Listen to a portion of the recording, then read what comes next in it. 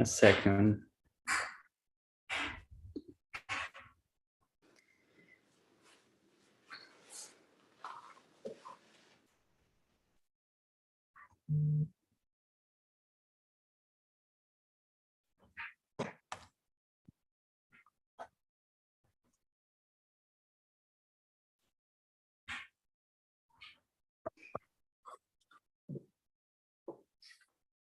A second. Okay, we're good. Okay. Well, hello, everybody, and thank you for joining us for another one of these artist talk conversation interview series that we've been doing lately. Today, Gabriel and I are going to be talking with Charity Baker. Charity Baker is a painter living and working in New York City. Formerly trained in architecture at the Pratt Institute, Baker earned her MFA from the New York Studio School, where she is currently a faculty member and working artist in resident. She is the recipient of several awards, including the Mercedes Matter Ambassador Middendorf Prize, the Hohenberg Travel Grant, and summer residency at Chautauqua, New York. Baker's work resides in collections nationwide. And then just to introduce Caesura for those of you who may not be familiar with the project. Caesura magazine was established in 2016 as a platform for art and criticism, a forum for ambitious experimentations beyond the schemas of the contemporary art world. We are a project of self-criticism, self-education, and ultimately the practical reconstitution of the social context for art. Online and in print, we publish essays, reviews, interviews, art historical documents, poetry, fiction, comics, artist portfolios, and music. Programming that supports these publication efforts is broad and includes public forums, exhibitions, lecture courses, critique sessions, poetry readings, film screenings, performances, and a burgeoning podcast. This is sort of an attempt at that. But anyway, that is the project, and that's Charity, and let's get into this interview. You know, the way that we've been starting this is sort of standard kind of, you know, introduction to your sort of background as an artist, how, you know, maybe also how you sort of became an artist, some of the formative experiences that kind of led you on the path to where you are now. Sure. Do you want me to say how I got started painting? Yeah, if you want to tell us a little bit, or I don't know what, you know, what might be important to you in terms of like, sort of describe the kind of trajectory of becoming an artist. Oh, sure. Okay. Well, I would say that in high school, maybe my last semester in high school, I took a drawing class, and that, I mean, I drew as a child, but I used to do other, like I was into dance, and my mom's a dancer and actress, and my dad was an architect. So fine arts wasn't really in my house so much. But when I took that class, I swear to God, like I remembered almost like the first lines that I was making on the page, because I was more of an adult then, I guess, you know, as a senior. And I knew it immediately that I wanted to do that for the rest of my life. But then I had a bit of a journey to get back there. I remember the drawing. There was a poster in that room for Pratt Institute. Both my teachers went to Pratt, but this school was not an artistic school at all. It was actually a boarding school that was very conservative in the Midwest. So, so I applied to Pratt for architecture because I thought that would be a good compromise, I guess, given what my parents were willing to help me do. And I painted while I was an architecture student. I would set my alarm clock sometimes for 3 a.m, and I would get up and paint, which sounds crazy, but like I took after that class, after that senior year, I went to Chautauqua and I went there for sculpture because I was going to be an architect because I'd already gotten into Pratt. And I just remember looking at the painters and thinking, I want to do that. Like, so I had a couple weeks with Stanley Lewis, landscape painting. They would drop us off in farmlands, like Amish countryside, and we would paint and then come back at night. And I would just loved it. And I think that's why I'm still very attached to landscape, because it was my kind of my first experience painting. But yeah, I was an architect and I always like tried to paint, but it's just was hard to do both. And then it's like the classic story that the painting started to overtake everything else. I just was like putting more time into it. But I came to the New York Studio School for some instruction, and I decided to get my MFA here. And I said here because I'm actually sitting here right now. I'm still here. But I graduated and they gave me this wonderful position of artist in residence for the past 2 years. So I've been working out of the school in the studio that they gave to me. It's been great. I have 2 questions just to follow up that, just because before we started the live stream, we were talking about the different art school experience all of us kind of had and your experience at the studio school. And so I was wondering about how you found your education helpful to the things that, what kind of habits of looking or making that you have brought through from there, but also with the class from Stanley Lewis. I mean, it's funny, is the second person that studied. Elisa also mentioned last time we talked that she studied with him. And so I'm just kind of curious, like things that you remember from those classes, things that have stuck with you now that you're making your own work. Yeah. To be honest, I don't really remember working. What I remember from Stanley Lewis is that he talked about Matisse and Cezanne and introduced me to a bunch of artists that I didn't, it was like my first introduction. It's like I loved to paint before I even had looked at painting. So he gave me a few tools and he talked about, the rectangle and how, addressing that was something. And then also, I guess we just, like painting landscape, there's so much that happens in the moment. So there was a lot of that kind of address. And then when I came, and so I just used all of that and I started just looking into artists that I liked based off of the ones he had mentioned. But then when I got here, one of my first painting classes ever, the teacher, who is an amazing, kind person, said something to me about what I was doing. Like I was doing everything wrong. And like down to like my palette was like on the wrong side. And, like I had all these habits that I had just developed. And so I had a choice to sort of decide to listen to what people were going to tell me.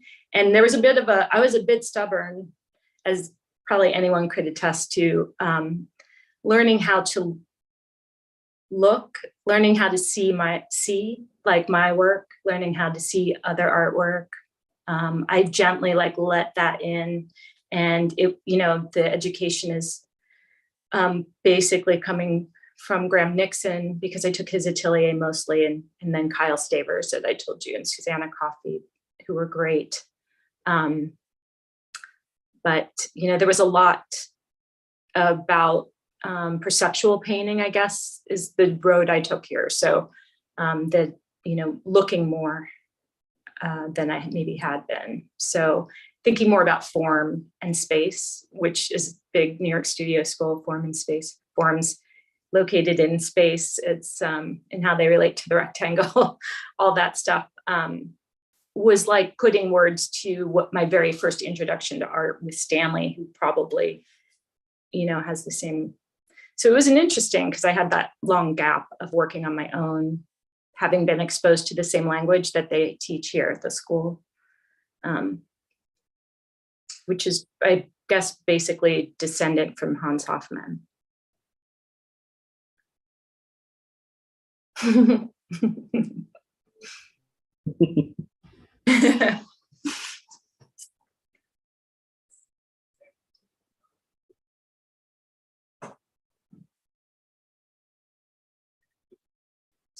So maybe we can sort of, move into sort of how you sort of got painting the kind of paintings that you're painting, and sort of where that's coming from. Obviously, the early experience with landscape seems to have been informative, but I wonder what else sort of made that genre kind of stand out for you. Sure. So working in this school, landscape is not something we do here directly, because we're in the middle of the Greenwich Village. So although we have gone to Washington Square Park in classes, but for me, I guess landscape was always exciting because it was so live. I was like out there dealing with the elements, the sun, mostly light, and conditions. So it was a very sensory experience. You're in the thing that you're painting, as opposed to like if you were using your memory or something like that. And that was my first experience painting, was landscape. So, and then we did some work with models in the, there's a big difference between painting inside and painting outside. Since that time, and I studied here, with models and more interior settings. They would set up, make setups and have models. But I guess, whenever I had time off and I would try to paint outside, because I think it just was something that I love the immediacy of it. And I love nature too. I like to be outside. I like to be in nature. And it's probably when I feel the best. So it's very exciting because there's also like a bit of a time limit on it when you're outside, for me at least, maybe not for everyone, but I feel like I have to get this information down right now. And I like thinking as fast as I can with paint because of the challenge of it. And then juxtapose that with being in your studio and having all the time in the world and controlled environment. So right now, I just really like going back and forth between the fast thinking, the reacting, I think I learned so much about mixing color when I'm outside. Usually I'm trying to match what I'm looking at. And then when I come back here, I step back and think more intellectually about it, and maybe add a little bit more psychology to it, or conception with how I make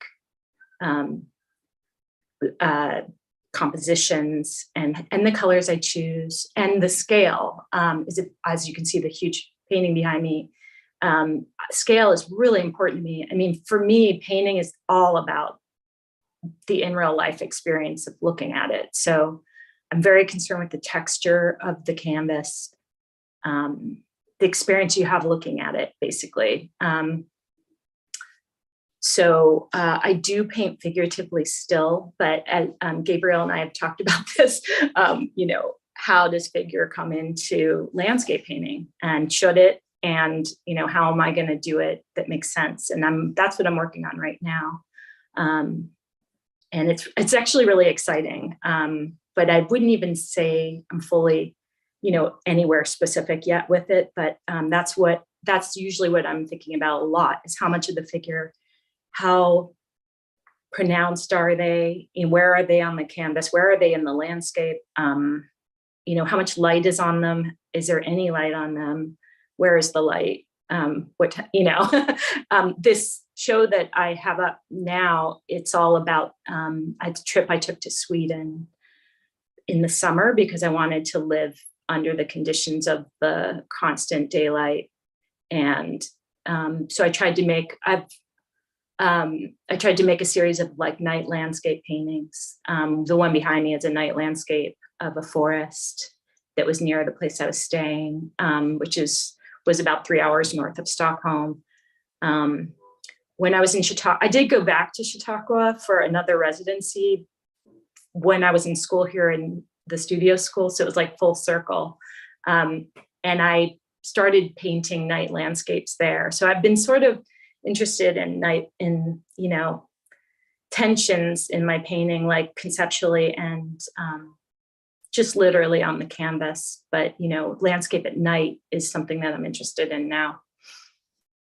I think I answered the question. I feel like I just went. Oh yeah, no, definitely. I'd also be sort of curious, sort of, what artists you've been sort of thinking about as you've been developing this kind of work. I was actually just talking last night with a painter friend and my girlfriend. We were talking about Bonnard and the way that he sort of incorporates figures into the landscapes, and the strange ways that he plays with like shadow and light, and he'll sort of like hide figures in the foreground and in an interesting way, and then the background is super illuminated. Well, we were talking about that last night too. It was exactly. Wow, we should have done this. Yeah, with Bonnard. Yeah, I've been looking at, I go through phases of what artists I'm looking at, but Bonnard is up there. And I didn't mention him in the email I sent you guys, but just for exactly those reasons that Bonnard, for me right now, I'm very fascinated with his use of figures and landscape in his paintings. Maybe I aspire to that, but I want to make my own. I don't want to, copy Bonnard necessarily, but I want to copy the level of invention that he came up with. So in saying that, I've been looking at landscape painters, just curious, like how they handle. I've always loved painting trees. I just feel like it's almost like, like when I get in a forest, I like to just put myself in a forest and then just go. And for me, it's like everything just lines up and I figure it out, and it just feels like I'm in some zone. But I want to do more than that. Like I want to bring it back to the studio and like, incorporate the levels of invention of all my favorite painters, like in my vocabulary. So, I've been looking at Elmar Bischoff a bit. Munch, obviously. I looked at Klimt a little bit before I made this painting because I just love those landscapes of his, or the forest paintings that he did. And he's not necessarily like one of my favorite painters, but I found that series of work he did so incredible, because you really feel like you're in there. And that's something I wanted with this painting, specifically the forest painting. I just wanted to feel like you could just walk right into it,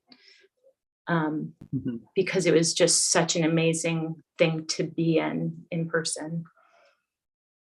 Yeah, it does make me feel, I don't know, Klimt I remember we talking about it the first time I went there, because also the Walt Allen collection had just come out and they had this great Klimt that was selling in something. And it is as almost if it were like, he wants to make, he refines it a bit too much. He kind of elevates it a lot. The things you seem to be able to walk through because they feel so ethereal, and there's so much line work on the way he does it. And I'm thinking about your tree painting, how much more tactile it is, how much you really like feel the ground and feel the trees around. And I wanted to circle back to something that we were talking earlier about this, this Hans Hofmann kind of legacy of dealing with the whole of the picture plane and thinking about how the composition as a whole, how the shapes you're making on this thing is, it works as a whole in the picture. And I feel like that's something that the New York school pushes quite a bit, and something that I guess yesterday we were talking about how a lot of the paintings a lot of your paintings have a kind of geometry, but they both have it implicit, but for example, in the tree one, it seems to be very far away at this point because of all the layers and all the painting you have built on it. So I don't know, I wonder how you think about, once you come back from going into the landscape and this quick thinking that you do there, you bring it back to the studio and you start reflecting on what it means to really paint it on this like larger scale, for instance, where there's much different problems of composition. There's so much more space that you have to think of, and that kind of relationship and design and that kind of idea. Yeah, I mean, I feel like you just said everything that yeah,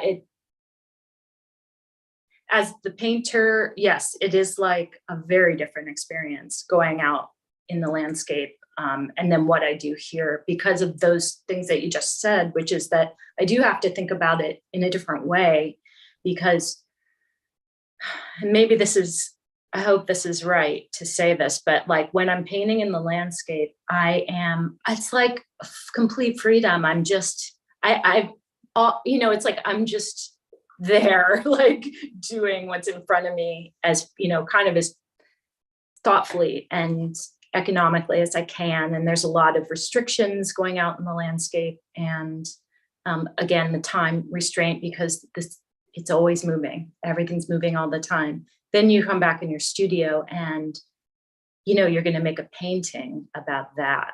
So, it's one thing to be there and make the painting. And then it's another thing to make the painting about that experience from that distance, especially now that you're in, a new situation where you have more control. It's like a whole nother level. So I'm figuring that out. One of my thoughts was, because I did so many small little paintings in Sweden of different situations, huge skies, morning, I painted in the morning, afternoon, night, but a lot of nighttime ones, but where, the conditions were always just so different, and then when I came back here, especially with this forest, being in that forest or being in some of the locations where I was, it was new to me, a new landscape. And it was, we talked about like how you have that moment sometimes when you're outside where, you're walking towards a space where you're maybe going to paint, you're trying to figure out where that is. And then something just grabs you or, explodes in front of you. And it's like incredible. It's like nature. How do you bring that back into the studio? How do you explain that? And so scale, obviously, like making a large painting was one idea that I had.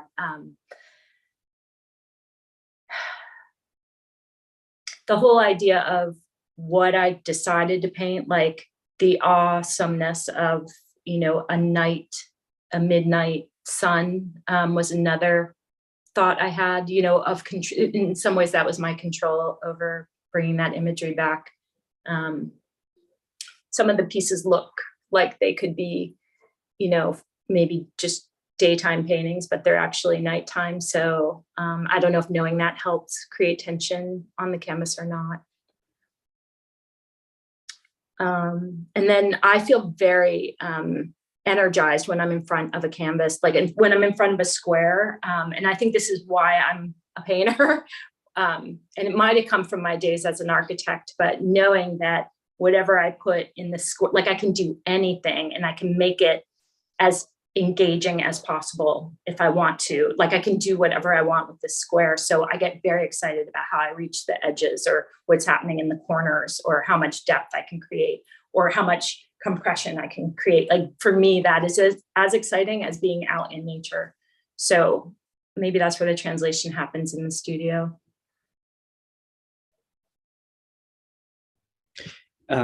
Just so for Patrick, because I guess we didn't mention this, and we've been talking for a while with Charity.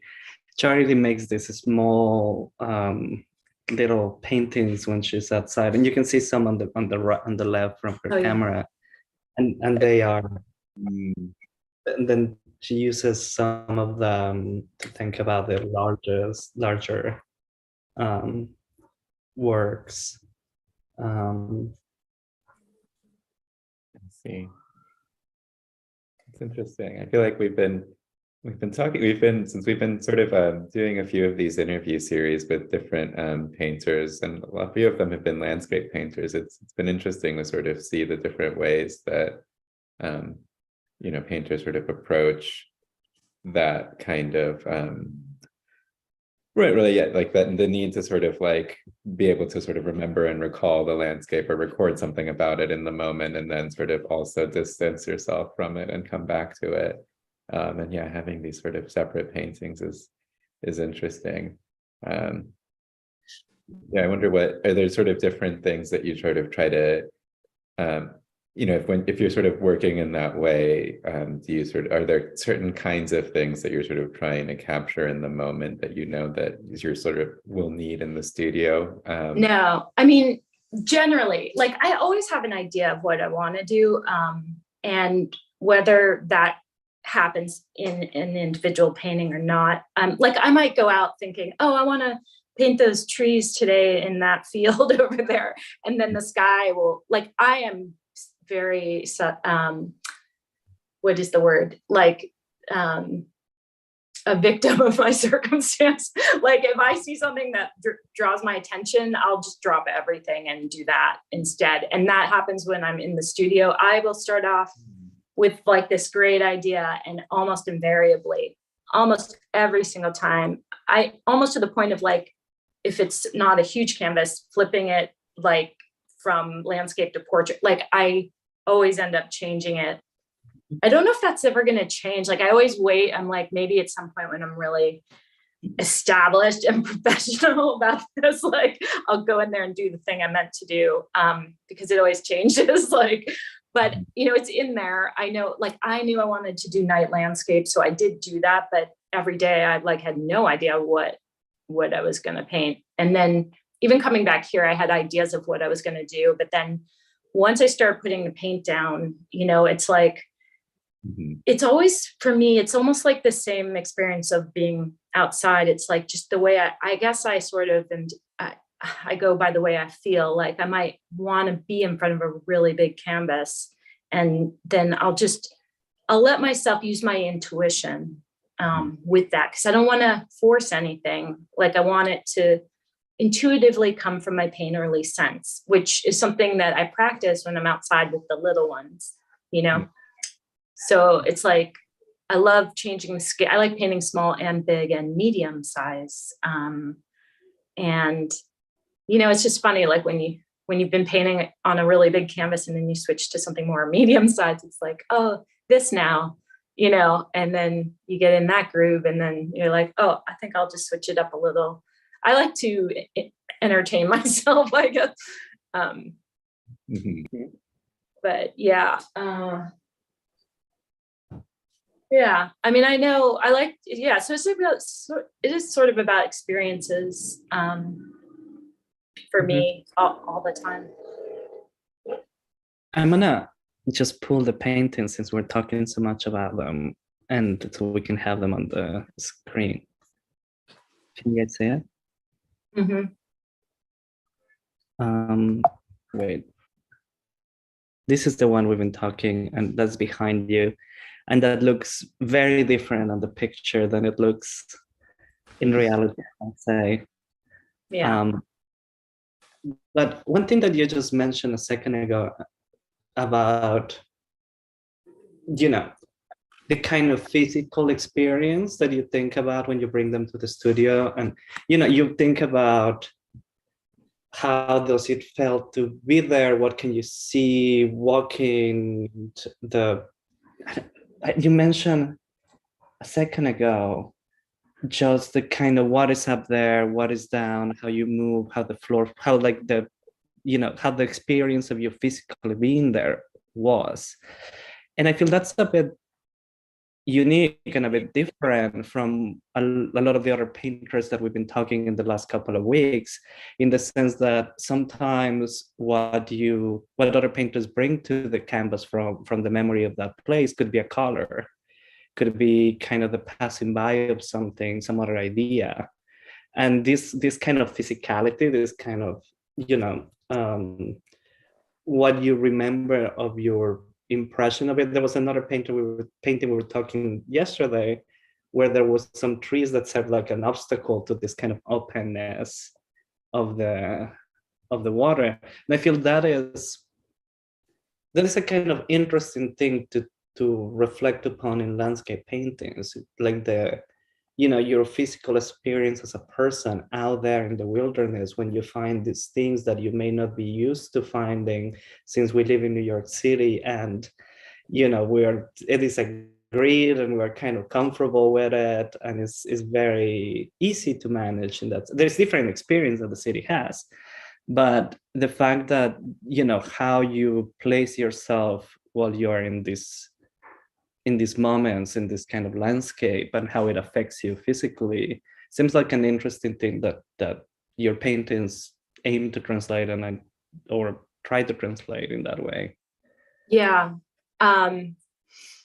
Yeah, I am very physical with the art making. And I'm also very, very sensitive to space. I think that honestly is why I loved architecture when I did it so much, because the idea of designing space was just so exciting to me. I loved the idea that I could carve out an experience for somebody physically, like that would make them transport them in a different way, so I think that gets carried into the painting, actually, in a way. We used to do these drawing marathons at the school, and I was in heaven because we would have these huge drawings and we'd have the model in front of us. And, it was a full body experience, 100%. My floor would always be there'd always be like a mound of eraser shavings and charcoal, and I just, I don't know, I think I like to move. And maybe that comes from the dancing, which I did a lot of when I was little. I don't know. I come from a pretty theatrical house, so I think there's some theatrics involved with my imagery and the presentation of it, and my experiences in the world.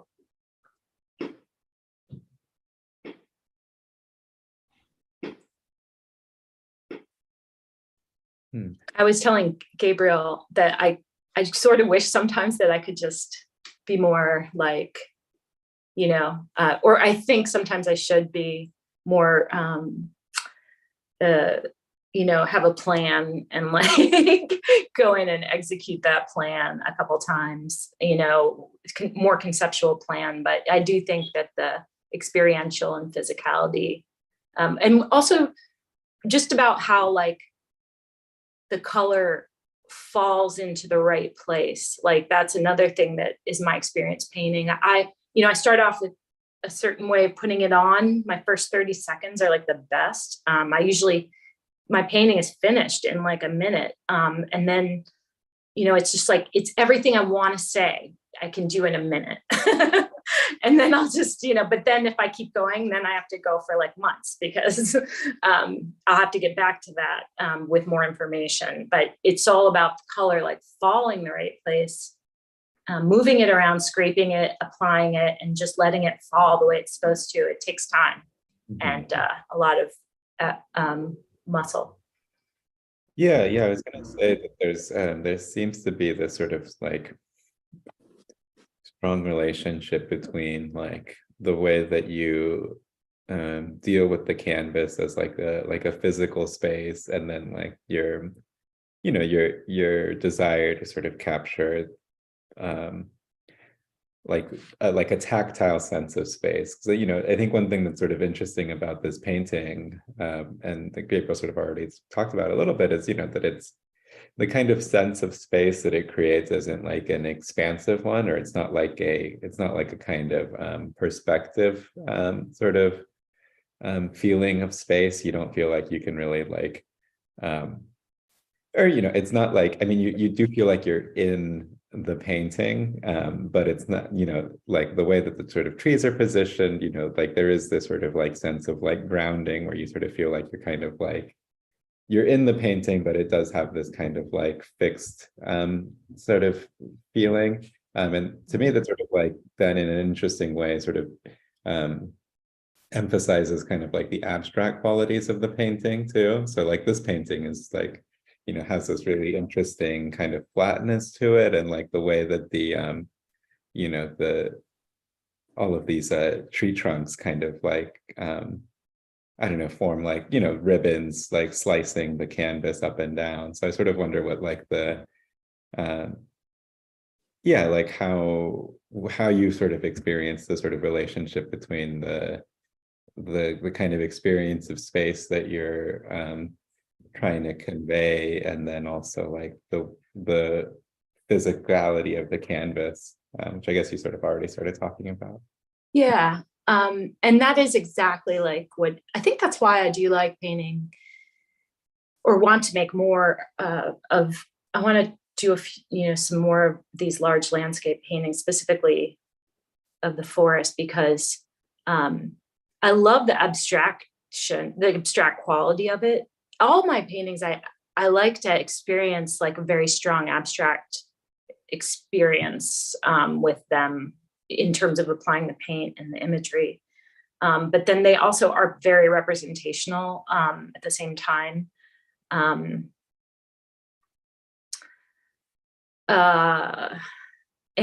that's like pretty much what I like to do.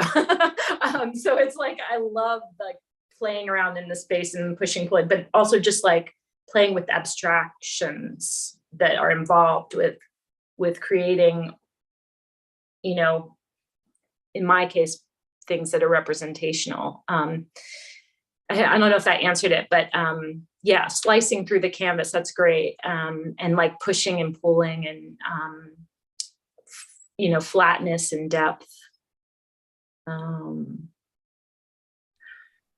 Yeah. This is maybe more just like a random kind of a deep cut, but you know, something that I was interested in a long time ago and that I hadn't thought about again until like, again, last night, was the Barbizon School of painting, landscape painters, like sort of pre-impressionists. And I sort of, you know, with this painting, I sort of get a little bit of like that, yeah, Theodore Rousseau kind Yeah. of, you know, I wonder if that's something that you've looked at or thought about. I'm curious you know, how far, I guess, painters are sort of reaching back when they're sort of thinking about these problems. Yeah, I mean, it's ongoing. So it's like, I go through my phases of, you know, and I try to visit a lot of museums. When I travel, I go look at, you know, I usually go somewhere to look at art. That sounds, I mean, or I have done that a lot in the past couple of years, I'll say that. I feel like I'm catching up on my art history, to be honest, because I do not come from that background at all. But yeah, I will exhaust myself sometimes looking at artwork, because I'm just taking in the information sometimes. Yeah, and the realism or the sense of being in the space is something that I think I'm doing. And I think I thought about it this morning, because I'm like, why am I doing that? Because I keep doing that. And like, there's other kinds of paintings that I like, but I think it actually has to do with my, you know, my real life experiences. I read somewhere, I think, or there was this lecture on David Park, and they said that art should be the extension of human life, and the ideals of humanity are the property of the arts. And so I think a lot about you know, my life right now, my experiences of life. And just given the past couple of years, I can't bring myself to fully like, I feel like being very direct about things, because I don't feel like, and maybe, I think I've gotten kind of more realistic because I'm feeling like, and I want to, you know, invent, but I also feel like being very as direct as possible about what I'm looking at, and in some hopeful way, like translating the greatness of it. So I'm picking subjects that are very pure, like nature, or, you know, a human in nature. Nothing man-made really in my paintings. I'm just keeping it like very basic. And I think it's a reaction to the pandemic, to be honest. I feel like when that happened and I was alone during the pandemic, which was fine, but you know, like the sun, I was like, I would go to bed when the sun went down because I didn't have a very strict schedule, and the sun like kept me going. And I went to the Hudson River every night and painted the sunset because it was like mind blowing. Like they were different every day, like totally different. And I look forward to them. It was like much better than all the TV we were watching. And like, it was like the most spectacular. I was like, how does not everyone not, like, we should all be doing this every night, because it was like it was like, despite everything that was going on, there was this thing happening every night that was like beyond. So I just tried to paint exactly that. And then, and I've been getting a little bit more, the imagery, has become, and it's just been all about light this past year and its effect. So I don't want to go, so I'm not getting too abstracted.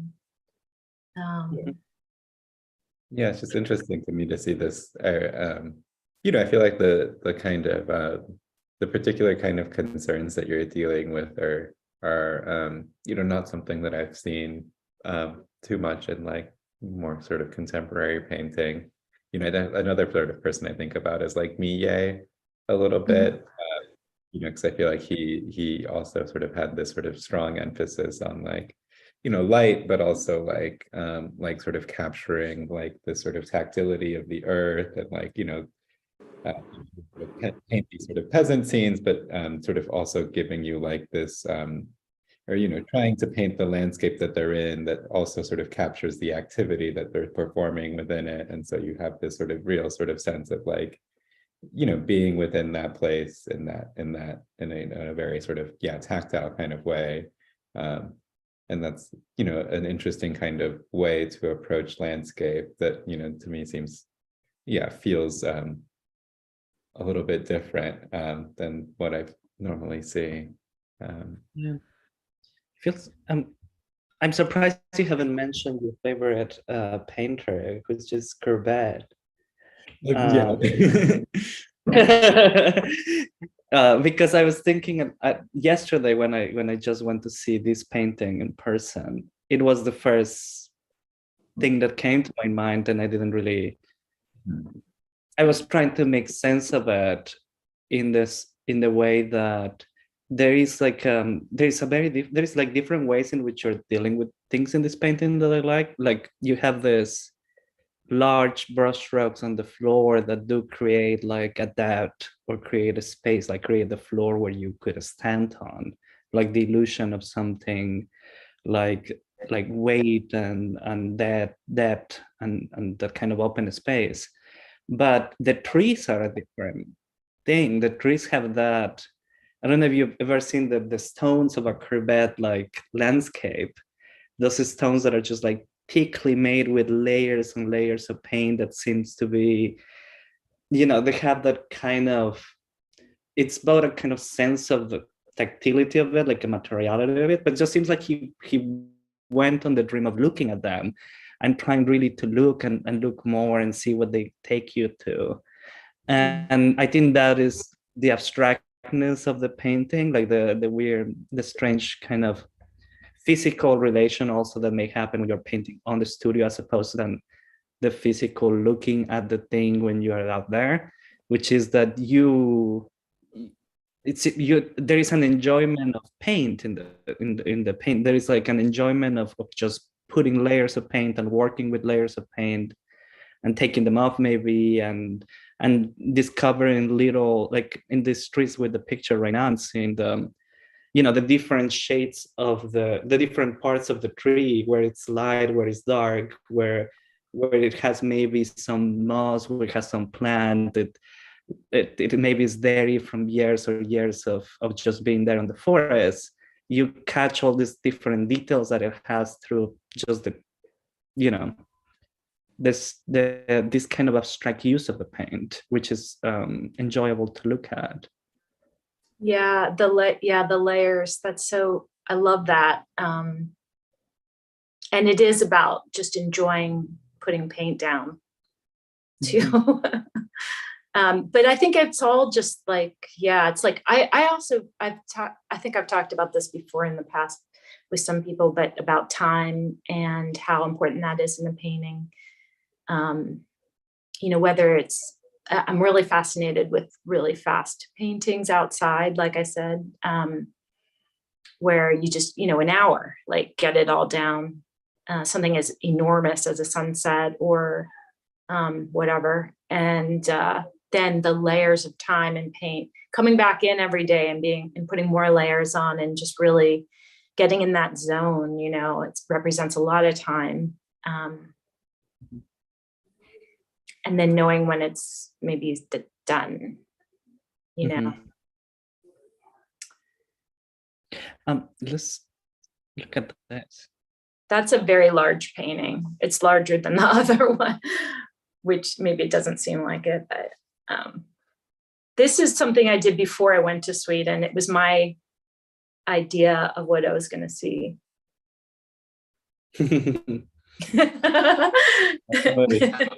It feels very different from the other ones. Yeah. Well, you know, yeah. Yeah, I loved making it though. I had so much fun making this painting. Yeah, this one has a little bit of like that, well, definitely still also recalling Millet a little bit, but I feel like in the Van Gogh Millet, you know, where it's like these bleak fields. I was looking at Van Gogh when I was making this. Yeah. Yeah, but then the sky also has this really nice, like, yeah, there's immensity to it, but you know, also the clouds have this nice sort of feeling to them. You know, there's this really big George O'Keeffe painting in the Art Institute, like gigantic, just like a big, just cloudscape, and it's got a little bit of the same kind of like strange kind of, you know, because it's not, the clouds that you paint, they're not really like the clouds that you see, but they give like the feeling of clouds. Oh, that's great. That's what I want. Yeah, it was fun. And there's parts of this canvas, you know, something I've been doing lately is I'm like, how some parts of it, you know, the raw canvas is coming through. And that's all, it's not to be like tricky, but, you know, and be like, hey, I left part of the canvas raw. It's more just like really just, you know, just these layers of time and like being patient. And, you know, just going from the very, very general to the particular in time. And I think it's kind of fun when I can preserve part of the original canvas.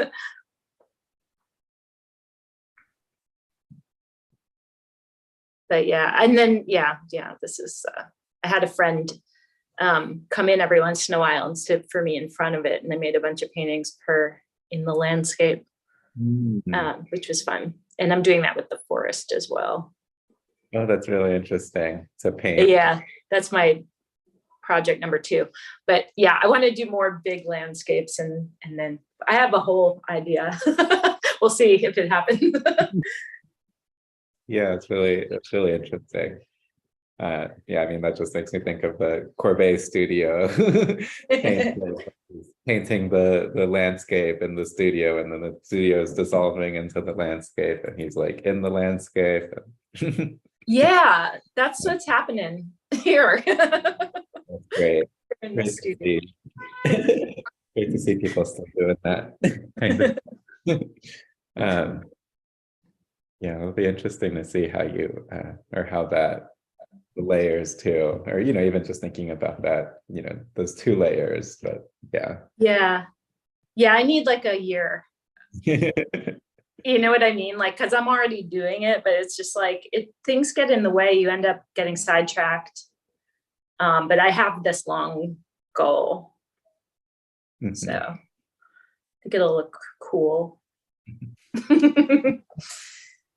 I did have a question, because this is not something I have asked you before, which is your encounter with David Smith, and how did you find his work? How did, what was the story behind you coming to think about his painting, but also then your own figurative work? So maybe we can talk about that a little bit after.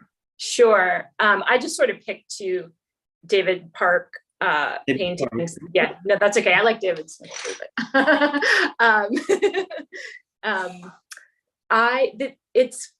I have a good friend who she still works in the art world. But when I started getting more into painting, like I was still doing architecture, but I was starting to paint more and more. And she and another person looked at my paintings, and they were like, "You paint like David Park." And I was, so I looked up his work, and that's how I came to know who he was. And then I just, it was like meeting someone, that you really connect with.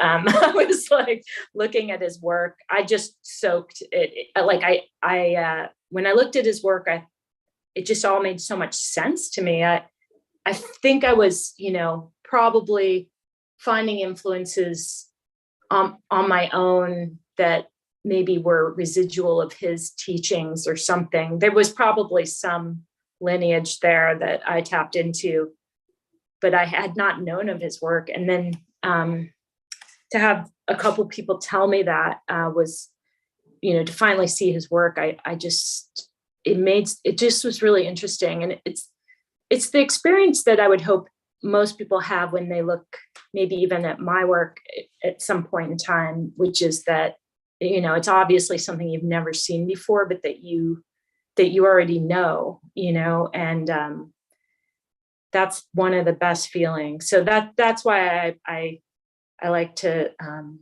think of David Park as one of my first really serious influences.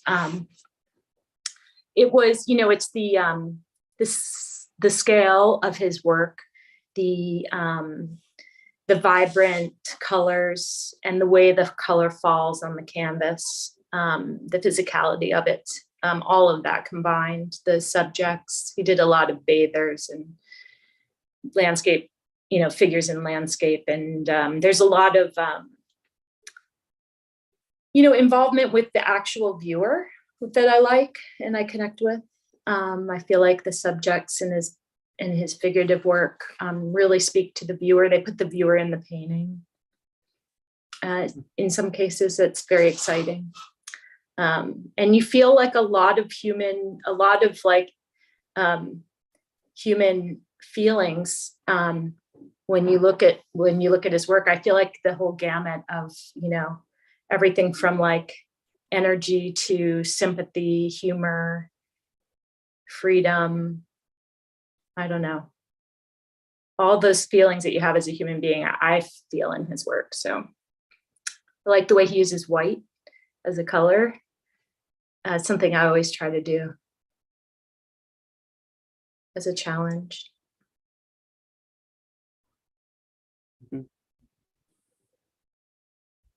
Yeah, I mean, every time that I find one of his paintings, there is a freedom about the color and the marking. Like he keeps this quickness, the effect of like the quick brush in the canvas, even though they may be large and they are obviously more like elaborate. He does something to keep like the fastness of it going, which is, yeah, I mean, it's something that that I remember seeing on your figurative painting, and this kind of, the last landscape that we just saw also, with the kind of energy on the clouds, that you can still see the kind of brush marks and the rhythm and the dynamism of the clouds through the way that has been painted, as opposed to trying to form the clouds and the clouds themselves giving that feeling. Yeah. You're very aware of the paint, as well as, other things. And I love that. I mean, look at that one stroke. I mean, also the orange on her wrist and that big stroke in the background of that blue mark, and, the 3 dimension of the limbs and the deep reds, and I don't know. Just think they're so interesting. So painterly. Yeah, well, it's almost sort of like constructing a like space out of nothing. Yeah. Yeah, because like you get a sense of there being like a room that these figures are in, or some sort of space that they're in, but it's sort of defined in such a loose kind of way, but it's like just enough to hold it together to make enough sense so that you can like look at it, and you don't, it doesn't, you don't see it like as just brush strokes, or you see the brush strokes, but you don't, there's something more to them. That's it. I mean, that's it right there. Exactly. You see them, but that's not all it is. And I love those contradictions. Like, these are things that can only happen in a painting, and I'm interested in that.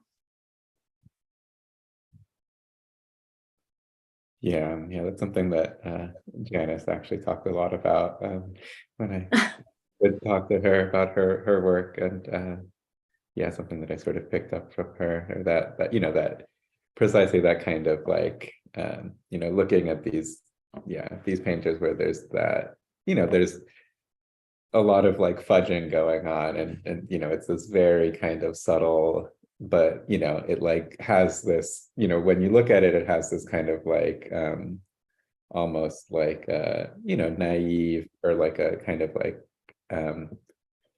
it feels sort of very basic and kind of like immediate, and like but when you sort of like really think about like the subtlety that's like contained within that, to sort of be able to like do certain things visually and within the composition, really sort of strange. And they're also really strong, and I relate to that. I like really strong paintings.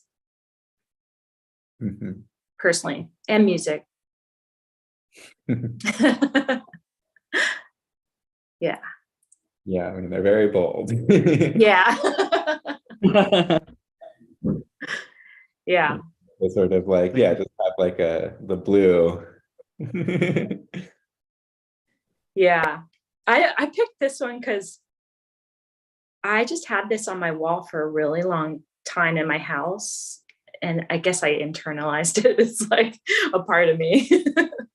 But I love like almost the like approach into realism, and then this space that is just like not. Yeah, this is much less, I don't know, violent to the space. I don't want to put it that way, but that, you know what I mean. It's not it's not that rough, but then you do have the face, which is it's just enough to throw you off a little bit. It's funny how they do things with faces. Last time we were talking about this Vuillard painting, which is a room, and it's like a very charmingly done, detailed, different spaces of rooms. And then there is a person who's just turning around, and the face is like strange. It's just weird. It's like she has a smile that is terrifying. I don't know. It is kind of interesting that you put the figure directly up on the canvas, and then there is this instinct to make them. I don't know. There's a little bit of irony to it. There's a bit of a joke included. to work with that figure there. Otherwise, it would be too sweet, somewhat. Right. Yeah, I think that, yeah, and it's a painting not about it's not a portrait, and the Vuillard in this. I know which one you're talking about. So it's an interesting moment because the face is, I mean, despite everything, that face, any face is going to have a lot of psychological component to painting. So if you, it is important how you treat it. It says a lot about the painting. Yeah. Talking about faces. Yeah. Oh yeah. Which one should we do? This is the last one you're working on. Yeah. This one I just this was just bringing I don't know what to say. Creating tensions on the canvas. That's what the comments have been. But I feel like the space, there's an abstraction here with the space and the trees. And even in the figure, I've been really shadowing out all my figures for the most part lately.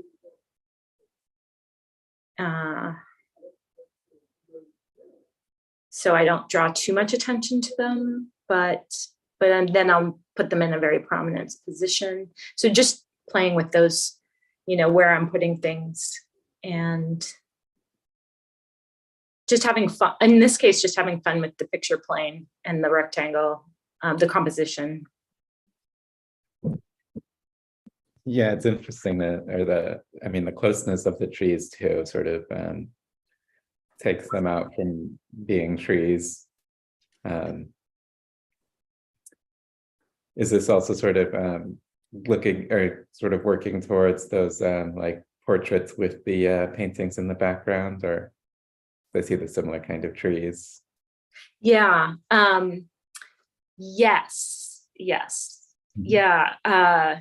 And the reason I put this one in because a lot of my friends who stopped by my studio thought that the green portion of the painting was the tree and that the white was like this marshland beyond. And so I thought a lot of people looked at it and then it flipped for them. So I thought that was kind of fun. I didn't intend for that to happen. I don't know if that's good or bad, but I just thought it was interesting that the painting, like that people had so much interaction with it. Mm-hmm. Yeah, the figures. I was going to say the figures are the way that I'm curious how you're thinking about the figures in the paintings and what kind of a role that they can play. Since it is, it doesn't feel like it's a portrait or going towards portraiture. So I wonder how you're sort of thinking about the place of the figures and what they can sort of do for the paintings that's different. Yeah. Well, I can say that I like introducing. I like this idea lately of having no figure in my painting, but then also, yes, having the figure in. And when I do that, how I use the figure, where I put it in the painting formally. I'm trying to create a balance with the landscape and the figure so that the figure is not overpowering the landscape in a contemporary language of using paint. Like I'm trying to, keep exploring how I'm using paint and color and composition and keep the figure very strong and bold, but not winning out over the landscape is sort of, I think I have this defense mechanism built in where that's what I'm trying to do. So it's like a a fight, like to keep its attention, that I'm striving for. Just how much is too much figure, not to have it be narrative. I'm not making a portrait. Actually, the portrait is of the nature. It's not of the person. So I was telling Gabriel, I had this person say this comment. I should have looked it up exactly, but he was saying how my paintings were from the plant's perspective. My landscape paintings were from the point of view of the plants and nature, and not of people. So I like that idea. Yeah, the figure has a very different kind of feeling. And yeah, I think it'll be really interesting to see how that sort of develops with the other series that you're sort of working on, because just there's something about like also just like the quality of light and how you use the color, since they are sort of like in the shadows. It does have the feeling of like sort of being like that there's this sort of like inside outside kind of juxtaposition that's also sort of happening. That'll sort of only be accentuated, I feel like, by having like painting the or having the landscape paintings having this sort of very close sort of direct relationship to being like outside and being in that place, and then the sort of figure aspect of it sort of then having going into the studio, it'll be interesting. That's exactly what I'm doing. Yeah, that's exactly what I'm thinking about. Yeah, within one painting, like I want indoors and outdoors to be in the same canvas. Yeah, because everything's merging. I mean, I feel like I want my figures in some cases, like I just made this it is a portrait sort of my friend, and I literally painted her like with the same colors as the trees, because I just wanted to merge her into the forest, but it looks a little strange, so I'm not sure if it's good or bad strange. So I'm going to do a few more, but merging. Yeah. There's definitely like this ambiguity of a space on it, in that you mentioned that your friends thought that the green was the trees and then the white was the space. Yeah. It does take you a second to reconcile the depth, the feeling of the other trees just being on the back of it, and the kind of collage feeling that the figure has on the front as you're trying to put it together. Because since it doesn't occupy, it comes that leap of the imagination when you're imagining it occupying the same space as the tree, as opposed to just being attached to the front of the canvas in a kind of collage, just plain there. Which I think is the interesting part of what you guys were talking on in terms of the studio work, the merging of this, of what is happening on the studio, of you're looking at things in the studio with what you have created, which it does have all that Courbet allegory that we're talking about, but also just a self-reflection of what it is to just make the work in the studio, like the act of painting, the kind of things that happen on a painter's studio that doesn't happen anywhere else, the kind of illusion that it creates. It's kind of, I don't know, I haven't thought about those things in a while, and it's kind of interesting. Yeah.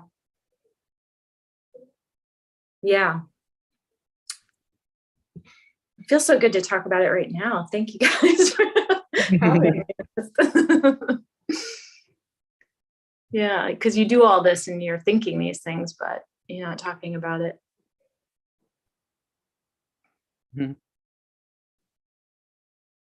Yeah, it could be very interesting to see how it goes. I love to see as they evolve. Yeah, well, I'll definitely show you when I get more under my belt.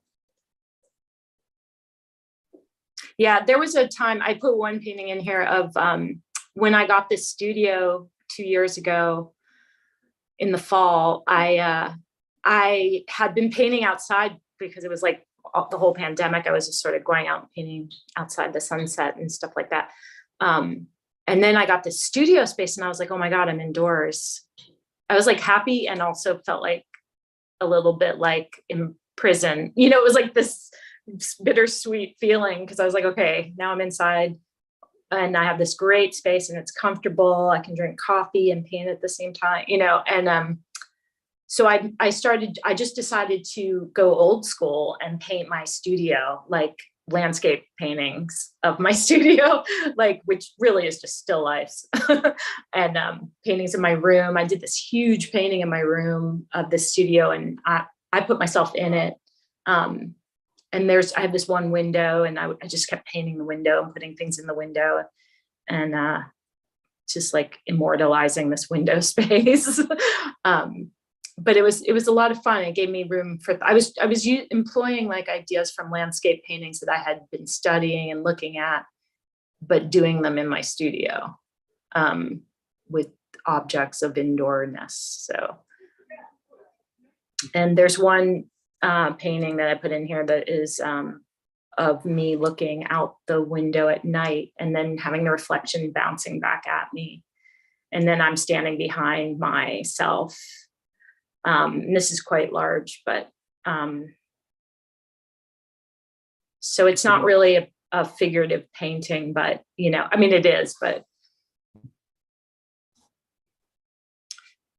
there was other one. I maybe should have put this other one in that I like a little bit more, but where I tried to keep the foreground very dark and it had all my painting supplies.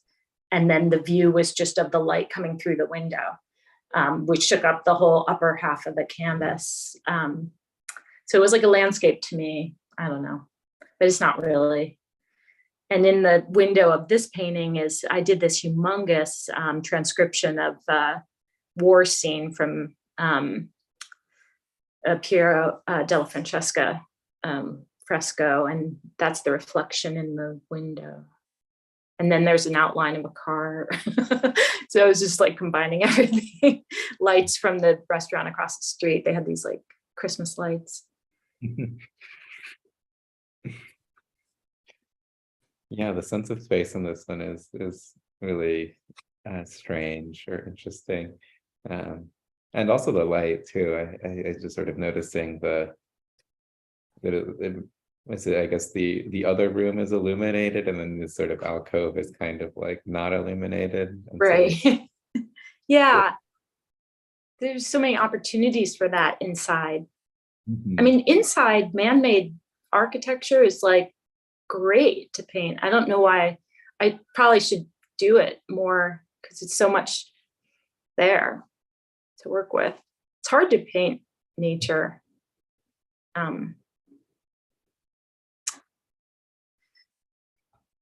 But yeah, I love the light. Yeah, I like the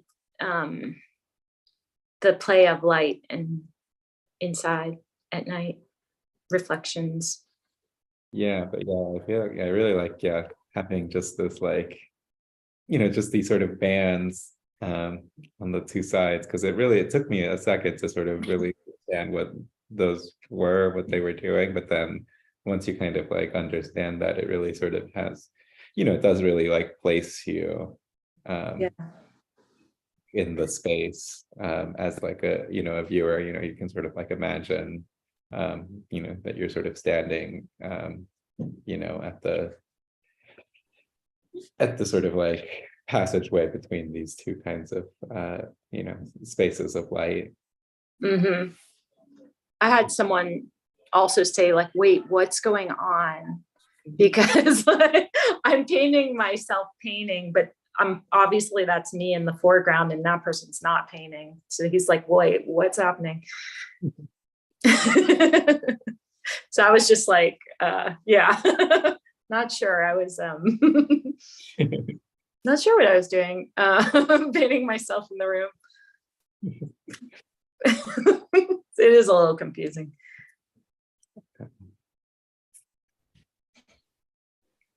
Okay, well, gone on for a little while now and trying to think of a good closing question, but I don't know, Gabriel, if you might have something. in mind. Nothing hard. Yeah, let's put him in the spot. That's hard.